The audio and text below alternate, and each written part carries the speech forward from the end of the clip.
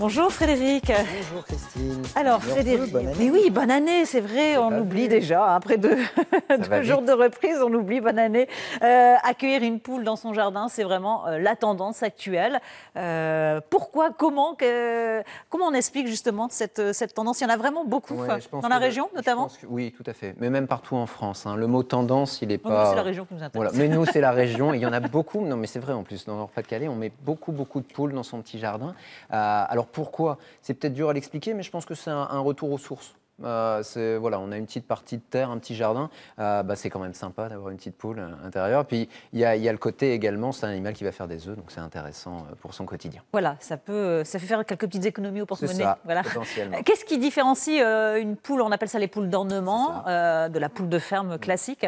Alors en fait, ce sont des races différentes. Elles ont été sélectionnées. La poule de ferme classique, elle a été sélectionnée pour donner soit beaucoup d'œufs, soit pour donner de la viande directement. La poule d'ornement, ce sont d'autres types de races qui ont été choisies parce qu'elles sont plus jolies, elles ont des plumes très jolies. Elles seront moins bonnes pondeuses, mais elles font des œufs également. Elles font quand même des œufs. Ouais. Donc Alors effectivement, Emmanuel, vous avez une question. Marie-Neige, en fait, qui nous écrit: j'ai deux poules. Alors, elle parle des avantages et des inconvénients.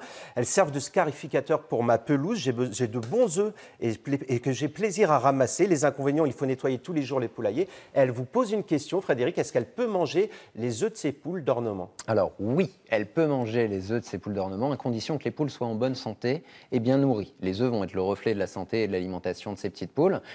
Si la nourriture est variée, qu'il n'y a pas de maladie, qu'il n'y a pas de traitement en cours, bien sûr qu'elles se fassent plaisir, ils seront très bons. Alors justement, on parlait de nourriture, qu'est-ce qu'on leur donne à manger? Est-ce qu'on a tendance à penser qu'on va leur donner les restes de la table? C'est vrai, ça c'est une mauvaise idée, c'est souvent pour ça, des fois on dit prenez une poule, ça va faire une poubelle écologique. C'est pas vrai, non, ce sont des animaux qui sont plutôt herbivores, ils ont besoin d'une pâture. Donc il faut un jardin. Voilà, il faut un jardin. Ils ne vivent pas à l'intérieur? Alors, on peut les faire vivre à l'intérieur, parce que ce sont des animaux de compagnie. Là, je vous ai ramené Aude et Simone, de petites nègres-soises très gentilles. Elles vivent avec un petit coq à la maison qui s'appelle Denis.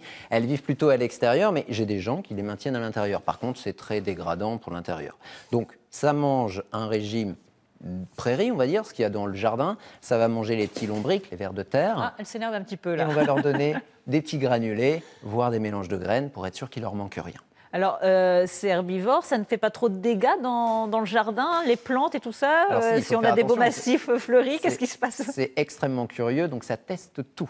Ça va retourner effectivement la terre, permettre que ça s'aère, ça se clarifie directement. Mais si on est bon jardinier et qu'on veut quelque chose de très clean, très britannique, on ne pourra pas avec des poules. Oui, ou alors il faut leur faire vraiment un enclos dédié. Voilà. Il faut un enclos, de toute façon, il faut au moins un abri pour les protéger des coups de chaleur, des coups de froid. Ça vit combien de temps, une poule? On va parler d'une espérance de vie de 15 ans à peu près. Ce sont des animaux qui tombent vite malades quand même. Donc souvent, moi, je constate plutôt 10 ans. 10 ans voilà, avant qu'elles nous quittent. Vous le disiez, ça ne vit pas seule, c'est mieux qu'elle soit accompagnée. Ce sont des animaux de groupe. Trop souvent, on se dit, je vais prendre une poule à la maison. Ben non, il faut au moins un groupe de 3 animaux. Et c'est un harem, il faut un coq pour plusieurs poules. Voilà. Il y a des soins particuliers à leur apporter? Vous disiez qu'il faut qu'elles soient en bonne santé, une bonne alimentation. Il y a des soins? Alors très tôt dans la vie, on peut les vacciner, mais ça c'est généralement l'éleveur qui s'en occupe. Ensuite, avec un vétérinaire, on s'arrange pour les déparasiter régulièrement. Et puis pour concevoir une alimentation, je me répète, mais équilibrée. Pour éviter des grandes carences qui créent des maladies ensuite. Et puis alors, question qui intéresse bien sûr tous les spectateurs, combien d'œufs on va pouvoir avoir chaque jour Alors, si une poule dite fermière pondeuse va faire un œuf par jour, des petites poules comme ça ne vont pas faire un œuf par jour. Elles vont faire sur une année 200 œufs quand elles sont au mieux de leur forme. Donc, ce n'est pas forcément tous les jours que vous aurez. Allez, 3-4 œufs par semaine, on va dire. C'est voilà, ça, exactement. Voilà. Merci beaucoup, Frédéric, pour toutes ces bonnes informations. Puis voilà, peut-être que vous allez craquer pour une poule prochainement pour cette année 2016. Tout de suite.